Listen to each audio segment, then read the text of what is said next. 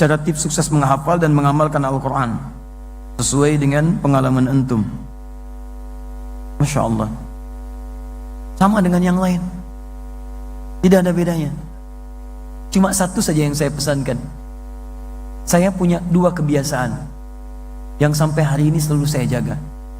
Satu, saya bukan hanya ingin menghafal, tapi saya mencintai Al-Quran. Saya sudah menanamkan cinta terhadap Al-Quran, khususnya sejak ayah saya meninggal. Jadi begitu beliau meninggal dunia, hanya mewariskan mushaf. Saya bawa mushaf itu ke ruang tengah, lalu saya berdoa kepada Allah, ya Allah, beri kesempatan kepada saya untuk bisa berbakti kepada kedua orang tua saya, khususnya ayah saya. Beri saya kesempatan untuk bisa memberikan nilai-nilai kebaikan seperti ayah saya memberikan kebaikan sejak saya kecil. Kemudian Masya Allah, saat itu saya bermohon kepada Allah, kemudian saya tanamkan rasa cinta kepada Al-Quran, karena Quran yang terbaik untuk bisa memberikan nilai-nilai kebaikan. Satu hurufnya 10 pahala. Jadi itu saya kira pahala terbaik untuk bisa disampaikan, jadi wasilah untuk ayah saya. Biiznillah, biiznillah. Contoh apa yang terjadi ketika cinta itu dihadirkan dan mulai membaca Quran, mulai menghafalkannya, dan alhamdulillah Qurannya yang datang. Ya, Qurannya yang datang. Saat itulah kemudian datang hafalan. Kita mau menghafal 8, datang 40 ayat. Datang dengan nomornya, datang dengan terjemahannya, datang dengan macam-macamnya. Dan dijaga kecintaan itu. Ketika antum mencintai Al-Quran, seperti antum mencintai manusia, mencintai yang lainnya, antum akan jaga. Antum cinta anak antum berikan yang terbaik. Antum cinta Al-Quran, antum berikan yang terbaik untuk Al-Quran. Pegang Al-Quran dengan baik, rasakan dalam jiwa, amalkan setiap isinya, pegang teguh keadaannya. Maka ketika antum akan cintai Al-Quran, cinta Al-Quran akan datang kepada antum. Itu yang pertama. Yang kedua, tingkatkan takwa kepada Allah Subhanahu wa ta'ala. Takwa itu tingkatkan amal soleh, jauhi maksiat. Ketika antum pegang teguh ini, maka Allah akan tanamkan pengetahuan pada diri antum. Quran surah kedua ayat 282, paling kiri sebelah bawah di ujung ayatnya. Perhatikan kalimatnya, wattaqullah wa yu'allimukumullah. Tingkatkan takwa kepada Allah, maka Allah tambahkan pengetahuan kepada antum. Ya, sama saja dengan yang lain. Kita menghafal seperti biasa, hafalkan Qurannya, praktekkan dalam salat-salat sunnah, bangkitkan dalam salat malam, murajaah dalam setiap kesempatan, mudzakarah dalam setiap perjalanan, maka insya Allah Quran akan terjaga. Tapi mohon maaf, hafal Al-Quran dibagi 3 oleh Quran. Surah ke-35 ayat 32, paling kiri sebelah atas. Thumma arasnal kitaba alladzina astafaina min ibadina. Kami wariskan Al-Quran kepada hamba-hamba terpilih, tapi mereka ada 3 bagian. Satu, wa minhum zalimun li nafsi, penghafal Quran tapi zalim pada dirinya sendiri. Quran. Yang kedua, wa minhum muqtasid, penghafal Quran bagi cukup bagi dirinya sendiri, belum bisa berbagi. Yang ketiga, wa minhum sabiqum bil khairat biiznillah, dia bisa berbagi dengan orang lain, bisa menginspirasi dengan izin Allah Subhanahu wa taala. Maka cara terbaiknya, mohon maaf, jadilah golongan yang ketiga. Berbagi, caranya cintai Al-Quran, jaga Qurannya dengan meningkatkan ibadah dan jauhi maksiat. Insya Allah Allah berikan yang terbaik. Ya. Yang paling mulia bukan orang yang paling kuat hafalannya, hafal nomor, hafal ini, hafal itu, bukan, itu banyak. Yang paling mulia adalah orang yang bisa mengamalkan Quran jadi bagian hidupnya. Ya, maka saat menatap, tatapannya tatapan Qurani. Saat mendengar, pendengaran Qurani. Saat berjalan, perjalanannya adalah jalan Qurani. Maka jadilah dia Quran yang berjalan dalam kehidupan. Itu yang diharapkan. Dan itulah yang akan memberikan dan mendapatkan syafaat dari Quran dalam kehidupannya. Allah Ta'ala alam bissawab. Kebiasaan menghafal Al-Quran memang dari dulu berlangsung sejak dini, teman-teman sekalian. Dini dibiasakan. Di ayat-ayat ketika turun kepada Nabi SAW, para sahabat sudah menyiapkan anak-anaknya yang dini untuk mulai menghafal wahyu-wahyu yang turun kepada Nabi. Misal, Abbas punya anak bungsu namanya Abdullah. Abdullah kecil, itu bahkan sudah disimpan di majlis Nabi SAW. Umar punya anak namanya Abdullah bin Umar, sama. Kemudian Amr bin As punya anak namanya Abdullah bin Amr bin As, sama, disiapkan. Bahkan hebatnya, apa yang dilakukan oleh mereka, mungkin manhaj ini nanti bisa kita turunkan. Pertama, ketika anak antum diinginkan oleh antum, dicita-citakan hafal Al-Quran, maka yang pertama dilakukan, orang tua mesti kompak meniatkan. Siapkan. Bukan cuma salah satu, keduanya. Yuk kita ambil kisah Maryam alaihissalam. Quran surah ketiga Ali Imran ayat 35 sampai 37, paling kiri, ya, di pertengahan sampai ke bawah. Lihat baik-baik. Idh qalat imra'atu Imran rabbi inni nadhartu laka ma fi batni muharraran fataqabbal minni. Ketika istrinya Imran memohon kepada Allah, ya Rabb, saya berkeinginan, bernazar menjadikan anak yang dikandungnya dekat denganmu. Memang disiapkan, Anak ini disiapkan dekat dengan Allah. Jadi kalau antum misalnya, maaf ya, istri mulai mengandung, ingin punya niat ini menjadi anak yang hafal Quran misalnya. Antum niatkan dari awal, kompak suami istri. Kompak. Jaga betul kandungan itu, rawat dengan baik, berikan rezeki yang halal dan sebagainya. Bacakan Quran dalam kandungan dan sebagainya. Kemudian apa yang terjadi? Setelah doa itu kemudian dipanjatkan, doa itu disandingkan dengan ikhtiar yang sesuai dengan doanya. Teruskan ayatnya, ayat 36.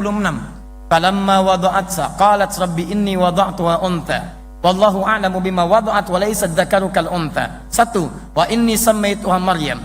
2. Lihat kalimatnya, wa inni u'idzuha bika wa dzurriyyataha minasyaitonir rajim. Begitu dilahirkan, terima yang dilahirkan. Kadang berharap laki-laki jadi perempuan, kadang berharap perempuan jadi laki-laki. Kata Allah, yang kami anugerahkan itu yang terbaik, memberikan kemaslahatan untuk keluarga antum. Ini di antara hikmah. Nanti kami ada kajian fikih keluarga. Di antara rahasia anak-anak itu ketika dititipkan oleh Allah, itu untuk menyempurnakan sifat-sifat orang tuanya. Antum berharap laki-laki, muncul perempuan, karena dengan anak perempuan itu kekurangan di orang tua bisa ditutupi. Berharap perempuan, datang laki-laki, karena dengan anak laki-laki yang sifatnya begini, kemuliaan orang tua itu bisa dikeluarkan. Ingin yang pendiam, jadi yang aktif. Dengan aktif ini kemampuan kita dilatih untuk menyesuaikan dengan anak-anak yang selanjutnya. Maka terima itu yang terbaik untuk kita semua. Beri nama yang baik. Misal antum ingin anaknya di penghafal Quran, maka beri nama yang sesuai dengan harapan antum.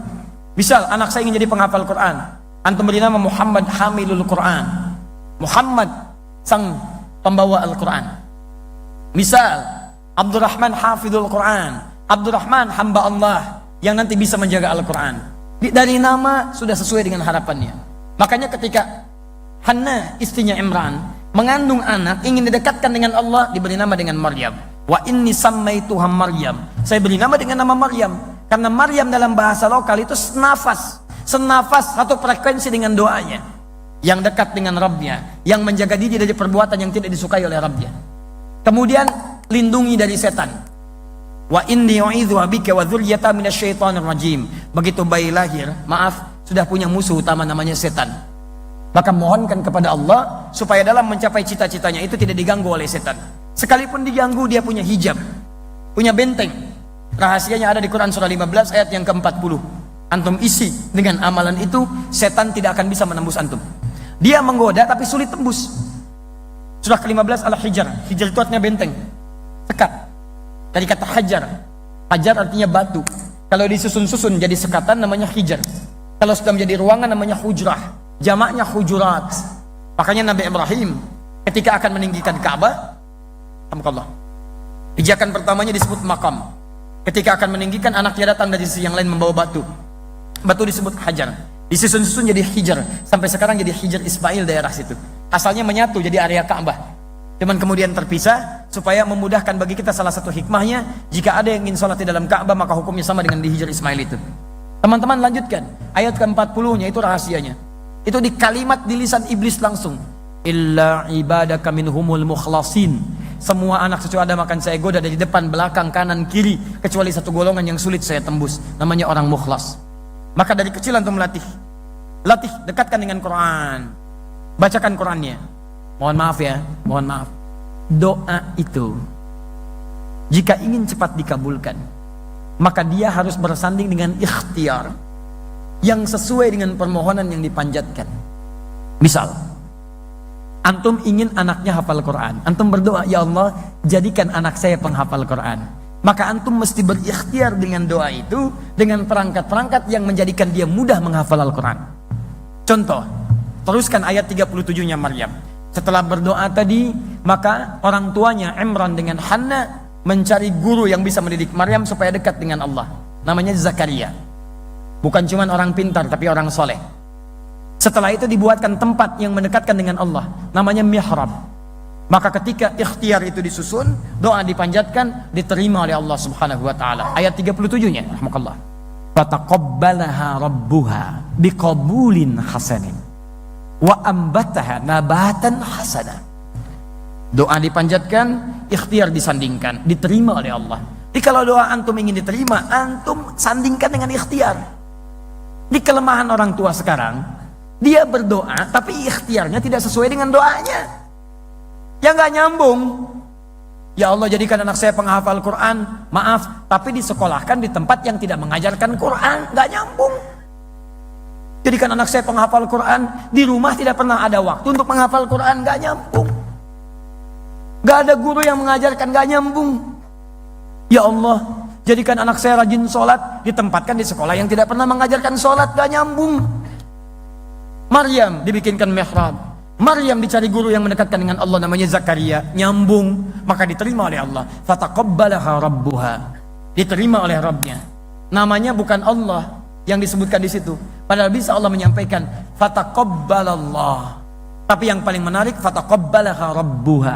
Rabb pakai ha, haknya ke Maryam. Rabb menggunakan sifat rububiyah yang merawat, memperhatikan, memberikan kecukupan, memberikan kebutuhan. Makanya ketika semua dirawat oleh Allah, tidak usah khawatir dengan makhluk. Diberikan rizkinya oleh Allah. Wa kaffalaha Zakaria. Dirawat oleh Zakaria. Kullama dakhala alayya Zakaria al-mihrab. Setiap Nabi Zakaria masuk ke mihrab, ingin bawa makanan, ingin bawa pakaian. Karena yang rawat langsung Allah, Zakaria cuma ikhtiar alaihi salam, maka semua Allah yang tentukan. Wajada indaha rizqa. Sudah ada di dalamnya rizki. Musim anggur, ada anggur. Musim jeruk, ada jeruk. Yang hebat, bukan musim anggur, ada anggur. Bingung. Ya Maryamu anna laki hadha. Maryam, dari mana semua ini? Saya kan belum antarkan, kenapa sudah ada di sini? Kata Maryam, qalat huwa min indillah. Semua dari Allah. Innallaha yarzuqu may yasha bighairi hisab. Allah akan memberikan kemudian rizki tanpa batasan. Teman-teman, antum ingin anaknya jadi ahli Quran, kemudian bertanya bagaimana caranya? Pertama, orang tua kompak. Niatkan. Kalau sudah berniat, isikan dengan doa. Doa terus. Doa sudah disandingkan, mulai ikhtiar. Ikhtiar pertama, cari rizki yang paling halal. Ikhtiar yang kedua, orang tuanya pun belajar Quran, membiasakan. Karena kalau orang tuanya sudah membiasakan di rumah, anak akan meniru. Karena anak sifatnya meniru orang tuanya. Orang tua memberikan, anak akan menerima. Orang tua bacakan, anak mendengar. Kalau antum cuma berharap tidak pernah merubah diri, mustahil. Innallaha la yughayyiru ma biqaumin hatta yughayyiru ma bi anfusihim. Rubah dulu. Setelah itu cari guru yang baik. Talakikan ke situ. Beli mushaf yang baik, satu mushaf. Setelah itu Masya Allah ikhtiarkan dengan ikhtiar yang terbaik. Apa diantaranya? Susun jadwal. Carikan kelas yang baik. Sampaikan guru yang baik. Dan antum terus bermohon kepada Allah dengan ikhtiar antum. Perhatikan Mu'adz. Bapaknya gak hafal Quran. Anaknya belum hafal Quran. Tidak bisa melihat. Ketika anaknya mengatakan saya ingin hafal Quran. Ya abati uridul Quran. Apa yang terjadi? Motornya dimodifikasi. Bermohon kepada Allah dalam tangisannya. Dan digendong anaknya. Dinaikkan ke motornya, dashboardnya dimodifikasi supaya ada hafalan di situ. Datang jauh-jauh 20 km. Ketika sampai di syekhnya, dipilih syekh yang terbaik. Mudah mengambil syekh di samping rumahnya. Tapi kenapa memilih 20 km? Karena beliau merasa jangan nanggung kalau ingin belajar Quran. Kalau bisa mengajarkan yang benar, kenapa mengajarkan yang standar-standar? Datang ke syekh yang punya sanad. Ketika belajar di situ baru datang. Pertama kali datang, Masya Allah. Biasanya syekh yang baik, yang benar, yang ketat, itu akan mengajarkan dengan ketat. Saya saat talaqi Al-Quran di Libya, saya ambil riwayat yang pertama. Apa yang terjadi? Pertama kali datang teman-teman sekalian, cuma disuruh ta'awudz. Hai ya bunai ta'awudz. A'udzu billahi minasy syaithanir rajim. Yakfi hasbuk udbukrah. Cukup ya, datang lagi besok. Masya Allah. Antum dari Solo jauh-jauh ke Bekasi. Ustadz, saya ingin menghafal Quran. Baik, coba baca ta'awudz. A'udzu billahi minasy syaithanir rajim. Cukup dulu Pak, pulang dulu ke Solo, besok kesini lagi. Masya Allah. Datang lagi enggak? Tidak. Antum kurang sabar. Guru yang baik, dia tidak akan langsung memberikan hafalan. Dia akan mengecek apa kekurangan di lisan anak didik saya ini. Maka dia akan lihat, oh dia kurang di sini, di sini, di sini, di sini. Berarti obatnya ini. Begitu datang besok muridnya, maka dia akan obati dulu lisannya. Begitu diobati lisannya, diberikan manhaj bacaan. Setelah paham bacaannya, Masya Allah, dia bisa menghafal sendiri.